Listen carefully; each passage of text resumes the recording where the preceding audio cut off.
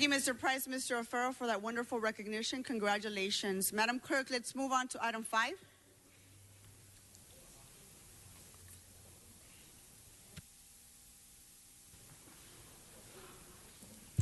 And item 5 called special for cards.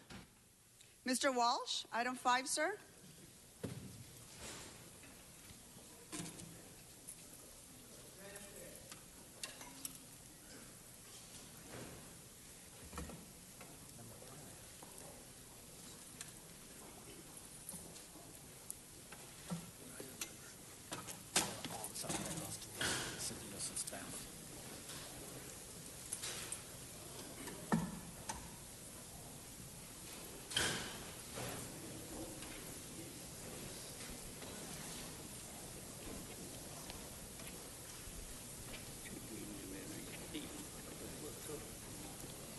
John Walsh, blogging at HollywoodHighlands.org or J. Walsh Confidential, tweeting at Hollywood Dems. Number 5. This has got to be the dumbest agenda item I've ever seen. I've been coming here for 15 to 20 years. This is the way they're going to reduce the gangs in this neighborhood on Gavina and Hardy is by establishing names for the private driveways. So, and we have these names: Angeles Trail Way, Via Sereno Drive, Gangster Street, 18th Street, Serrano Way. Ladies and gentlemen, this is dumb. Thank you, Mr. Walsh. That concludes cards on this item, Madam Clerk. Let's open the roll, close the roll, and tabulate the votes. 14 ayes. Let's move on to item 27. Item 27 called special by Councilman Cedillo. Mr. Cedillo? This is. It was an accident. Can you just say that was an accident? We're okay to go. All my cursors are. Yeah, we're ready to go. Let's open the roll, close the roll, and tabulate the vote. 14 ayes. Let's move on to item 34. Item 34 called special by Mr. Price. Mr. Price is in the back. I have one card. Can we take cards on this item? Donna Pierman, item 34.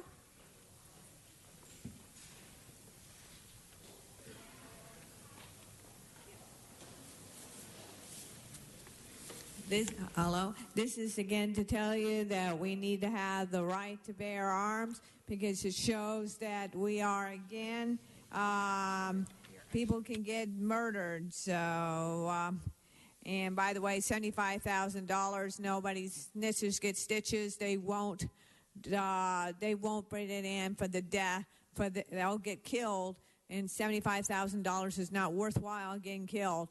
But we need to have our ability to have weapons, the Second Amendment right, and then we won't have to worry about so many unsolved murders because people will be wondering whether we're carrying and whether they'll get shot. So, okay, that's it on that. I don't agree with this. Thank you. Good. Mr. Price? President, on Friday, March 28, 2008, Clifton Hibbert Jr. and his friend Kenneth Patterson were found gunned down in the 42nd 100 block of Figueroa in South Los Angeles. Clifton was the son of Jamaican immigrants.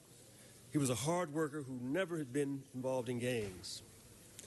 He was just a few weeks away from graduating from Cal State Northridge. His mother, Donna Brown, with us today, has never given up on justice for her son. She joins us here today along with Clifton's sister, Ayanna Brown. It's important that we don't forget the lives of these two young men whose lights were extinguished too soon, and we always seek justice for those who needlessly lost their lives in an act of violence. Ask for your support, members of this motion. Thank you. Thank you, Mr. Price. We have two family members who'd like to say a few words. Go ahead, ma'am. Yes. Thank you, Councilmember Price. Thank you for sharing that, to presenting that motion. And I want to thank all of the council members for having us, for bringing this motion ahead to the office. As again, we are here. It has now been over 7 years since my brother was murdered on 42nd and Figueroa, who was returning from his college party, getting ready to graduate. And at that moment when he was shot and killed, his life, his dreams, his aspirations, his graduation, he was never able to walk the stage to get his diploma. So it is very disturbing and upsetting that now many years have passed and yet no one still has come forward with any information regarding the death of my young brother. So we are again granting that this reward be held so that we can come to a resolution for this. My mom. Good day, council members, and thanks for your listening. I am the mother of Clifton Hebert Jr. As you know, what has called me here into action is the murder of my 22-year-old son. And the case has not been solved. I want to share a little bit about Clifton and who he was in our lives and in the community lives as well. Clifton was 22 years of age, suddenly and unexpectedly gunned down. There was no cause or reason for this. Cliff was a son, an uncle, a nephew, and a cousin, and a friend in the community. He was a role model as well. Cliff had integrity. Cliff values was service. Cliff objective was to be a business attorney. Cliff was there for me as a single mother and there with his sister and his friends. A lot of his friends has graduated from Howard, UCLA, USC. They come and tell me and said, you know, it was because of Cliff, who he was in life for them. Cliff was brilliant. He was smart. He was focused. He was a mentor. The impact on this murder has left such a painful experience. First, the shock, and words really cannot explain the debilitating pain that we have gone through. Yes, my daughter and I are alive, and I'm grateful to that. But this murder has actually stolen a part of our life. It manifests in the way we move on forward. I look at his photos and I think of the loving person who Cliff was. He didn't deserve to be shot down in his head, gun violence on the streets. He did not deserve that. The week before we were planning his graduation, his objectives. 2 days before his murder, we were looking forward to what you were up to. He was promoted on his job to be a manager. He was excited. He wanted me to see his new car he purchased on his own in his name. He took me outside and said, look, Mom, I got my car. I looked at him and I thought, wow, my son, his pants is pulled up. He's mature. He has, you know, the future. We were looking forward to that. I was sick raising him as a single mother. Never made it to his elementary, junior high school graduation. Prayed to make it to his high school graduation, and I did. Looking forward to his college graduation. It has been really debilitated. But because of love, and I do believe in justice, that's why I'm here. And I want us to thank you for listening. We also want to acknowledge former Councilwoman Jan Perry for initially bringing this to the council's office, and everyone from our staff and everyone from Current Price, Councilmember Current Price's office. Thank you. And thank you all for listening to us. And we thank you for holding up justice, because we do believe in it. And we love our country and we love our city, just as my brother did. Thank you very much. Thank you for being here. I have one more card, Mr. Price, on this item. Mr. Walsh. Mr. Walsh passes.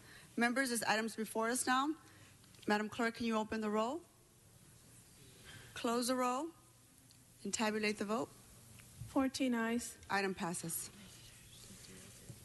Thank you.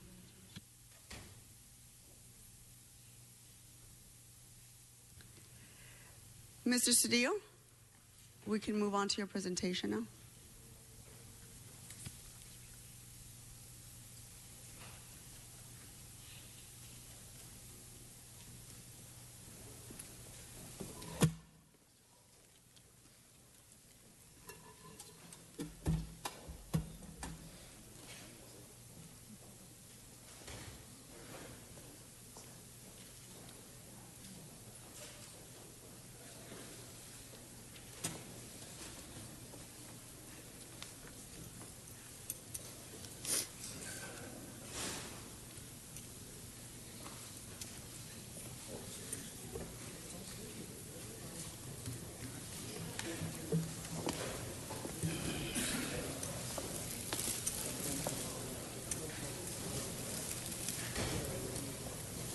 You want to translate?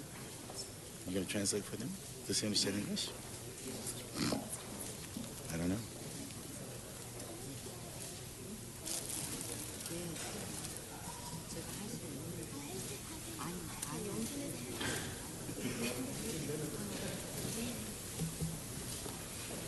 We're good.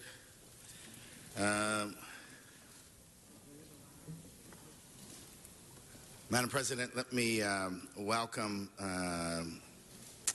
Mr. Sunduk Ko to the Los Angeles City Council. Let me introduce him to you. You see this rotund man here is 100 years old. If he's 100 years old, he looks like he's going to live to be about 150. He was born January 10th, 1916. He met his wife in 1939. They've had 2 sons and 1 daughter. As you could see, he was a wrestler, and he would travel by foot from town to town wrestling to support his family. He still welcomes anybody who wants to arm wrestle him, and is engaged as an avid fan of boxing and wrestling. In 1980, Mr. Ko and his wife joined their children and came to the U.S. and resettled here in Los Angeles. Part of that move that created Koreatown, they moved to the Union Tower apartment building where he currently lives. While he didn't become a professional wrestler, he has maintained his enthusiasm for wrestling and for boxing and for the WWF. And as I said, he remains active today in those sports. Mr. Ko attributes his great family and good genes, his sports, healthy foods, and exercise to ability to continue to remain active as he reaches the age as he is, 100 years old today. He's amazing. Look at how healthy he is. When this man is not a man who's not going to see a few more years. On behalf of the 1st District, I am happy to be here to recognize a well-lived and healthy life and wish him another 100 years, Mr. Ko. You're going to speak for the family. Yes.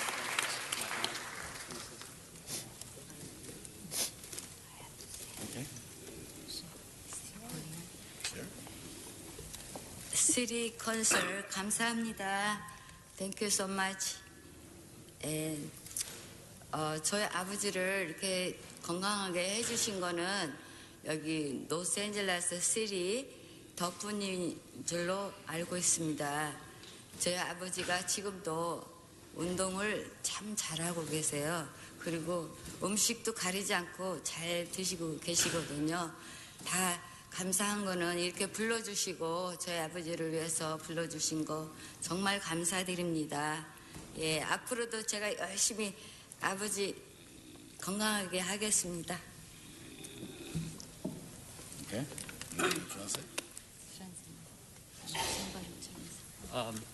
Yeah. Basically, yeah, we want to thank the council members and the city in recognition of our grandfather, and yeah, we're constantly grateful for just our city, and we strive to continue to look after him and do our best to do our part in the community as well. Thank you. Council members, thank you very much.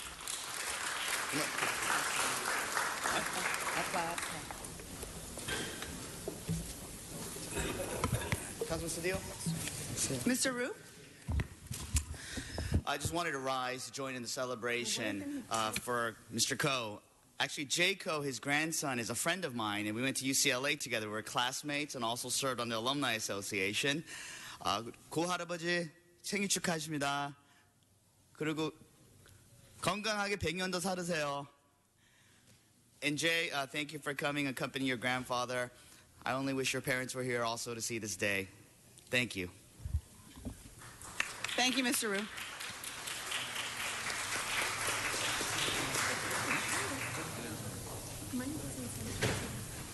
Madam Clerk, let's move on to item 36. Item 36, called special for cards. Mr. Previn, item 36.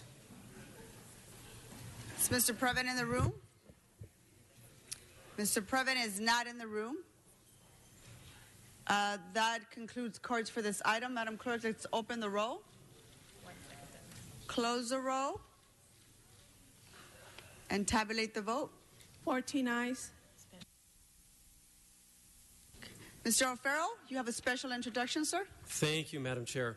Just this morning, we had a press conference at the Mayor's office announcing the creation of the Transgender Advisory Council. Through the City of Los Angeles Human Relations Commission, it is a community-led body that will advise elected officials and city departments on issues important to the transgender community in Los Angeles. And I'd like the members to please rise of the Transgender Advisory Council. And the members are Karina Samala, Diana Feliz Oliva, Jaden Fields, James Wen, Jasmine Creighton, Justine Gonzalez, Talia Betcher, and Terry J.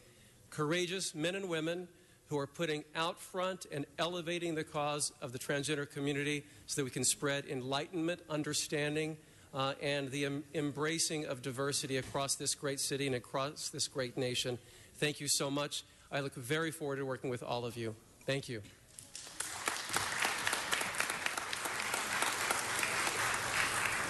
Thank you very much, Mr. O'Farrell. Congratulations, and thank you for being here.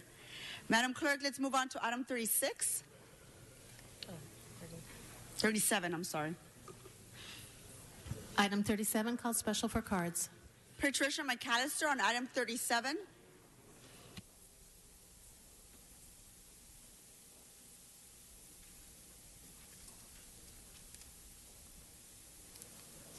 Yes, item 37, communication from the General Manager of the Housing Community Investment to adopt a resolution of issuing of $25 million for the development of the Sylmar Court Apartments. As we all know, we have about 40,000 homeless in Los Angeles. 80% of those, I'll say 30,000, are African American. I see all of this housing being built, not all, there's not a lot, but the ones that are built, we don't have a quota for African Americans. What you're doing is you're moving in illegal aliens into this affordable housing. That's why we have all these tents around the city. We have enough housing for Americans. We don't have enough housing for illegal aliens. We need to make sure that illegal aliens are not moved into these new developments, and we need to make sure that we have quotas. If you don't have citizenship in this nation, it doesn't even matter if you have children born here. You're not supposed to be in this affordable housing. Now, I disagree with this project because there's nowhere in here where it says it will be housing Americans. When I go by these tents and give people clothing and whatnot, I see black people and white people living in these tents. I have not yet seen a Mexican or an Asian living in these homeless tents. Now, the Asians are the second largest illegal alien population. You need to speak to the item, item 37. Excuse me? What did you say? You need to speak to the item. Item 37 is regarding this housing project. Now, I don't think we need to increase the obligation to $5,975,000. I think what they have is fine, and I think that we need some kind of monitoring of these funds. If we don't have monitoring of these funds and who's moving into these housing units, affordable, we're left with where we are now, people living in tents on the street. Next speaker, Donna Pierman on item 37.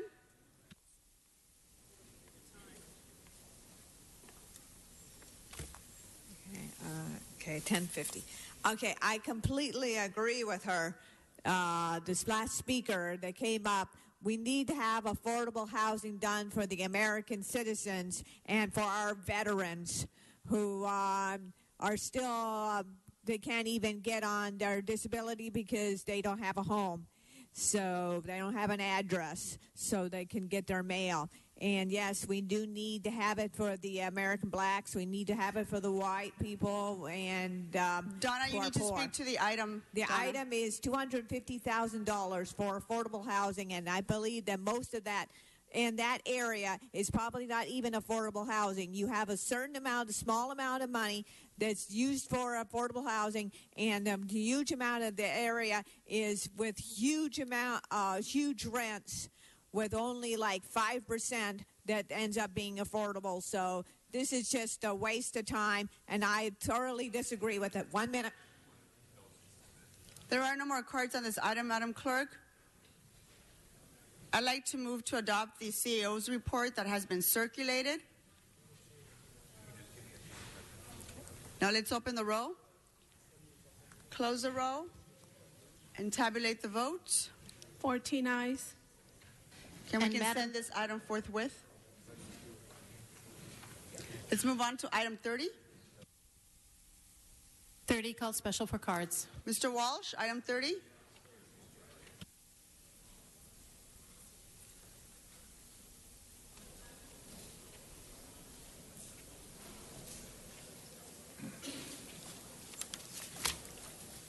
John Walsh, blogging at J. Walsh Confidential. Item 30 concerns the installation of the name of Ralph Lawler on the Hollywood Walk of Fame. Great. I first set foot on the Hollywood Walk of Fame in 1976, before some of you were born. You could eat off the stars. It was so clean. Now it's filthy. The stars are broken. It's a disgrace. We put it up on our website. Go to J. Walsh Confidential, and you'll see the 10 worst stars on Hollywood Boulevard. And the newer ones fall apart earlier than the later ones. I mean, the later ones fall apart earlier than the newer ones. And the subway tunneling complicated matters. It is a national disgrace.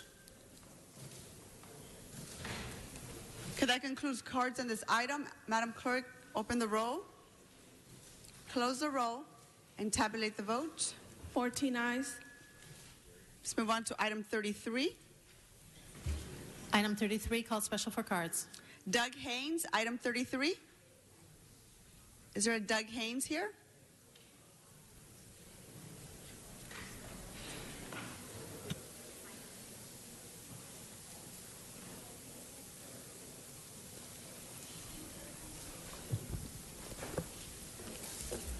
Good morning. My name is Doug Haynes. I'm with the La Mirada Evelyn Neighborhood Association, and I really just have a simple request for one of the items on this agenda, and it involves the Cornell Apartments complex. I've included for your review photos and letters regarding the fact that on this property there is a historic Pueblo Revival home by master architect Henry Hardwood Hewitt. that was built in 1920. If you looked at the photos, you see how gorgeous it is. All we've been asking, and we're actually in litigation on in this matter right now, is that this house be preserved as part of this development. We have negotiated potentially a settlement to include the house, so I'd like that the motion that you have before you be amended to include that, so that retention of the air bar house be a condition of approval, so that both the city and the developer and our community are all on board. And just real briefly, because I have a little bit of time, I want to read to you some of the comments that were made. Fran Offenheiser, who was the architect of record on the restoration of Union Station. There's broad professional support for the air bar residents. The LA Conservancy and Hollywood Heritage strongly advocate preservation of the residents. Also, the Conservancy stated in their letter, the Conservancy maintains our belief that the air bar residence at 1601 North Hobart Boulevard is architecturally significant and qualifies as a historic resource. And also, ICF International, which did the review for the Housing Department on the 106th review for this matter, said, we believe a strong argument can be made that 1601 North Hobart Boulevard is National Register eligible. So thank you very much for your time, and hopefully we'll be able to resolve this so that this beautiful home will be retained and be part of the development. Thank you. Thank you, sir. Next speaker on item 33 is Donna Pierman, followed by Patricia McAllister. Item 33.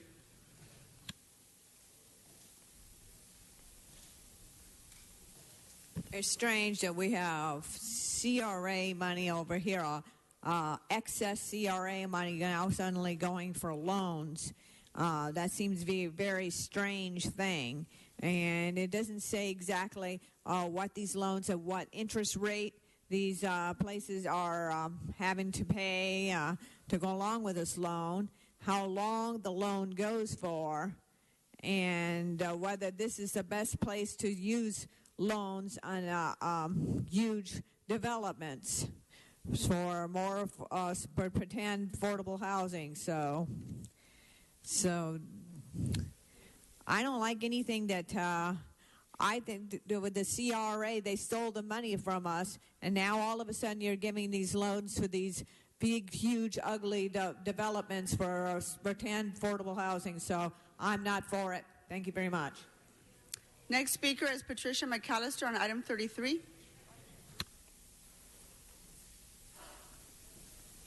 Okay, I agree with the Hollywood Community Corporation for the apartments at 1600 to 1608 North Serrano, because I seen that community and I think it's mixed. You know, it's white, black.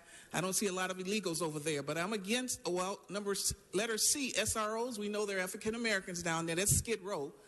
I'm sick of seeing housing on Skid Row. We need to bomb Skid Row, get rid of it, and get the black people in affordable housing.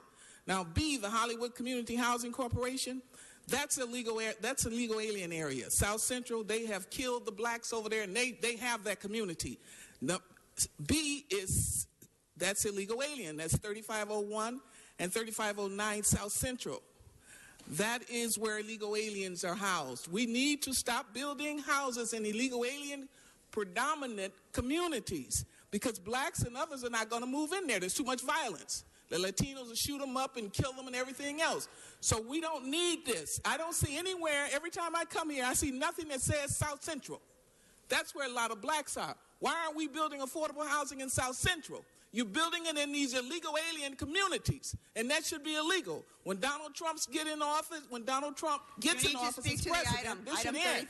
I don't appreciate this. Every time I come in here, you're building housing in communities where there are predominant illegal aliens, and I don't see anything for black people. Black people make up 80% of the homeless, and you guys are just ignoring black people. We have 3 blacks on this council. This Negro right here. No, Ms. McAllister, you're not going to single out council members. You need to speak on the issue. Thank you. That concludes our cards on this item. Madam Clerk, can you open the roll?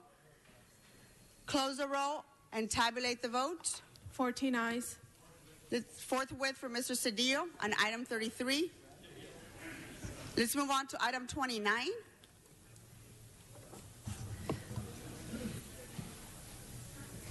Item 29, called special for cards. Mr. Previn, Eric Previn on item 29. Mr. Previn is not here. Mr. Walsh on item 29, sir.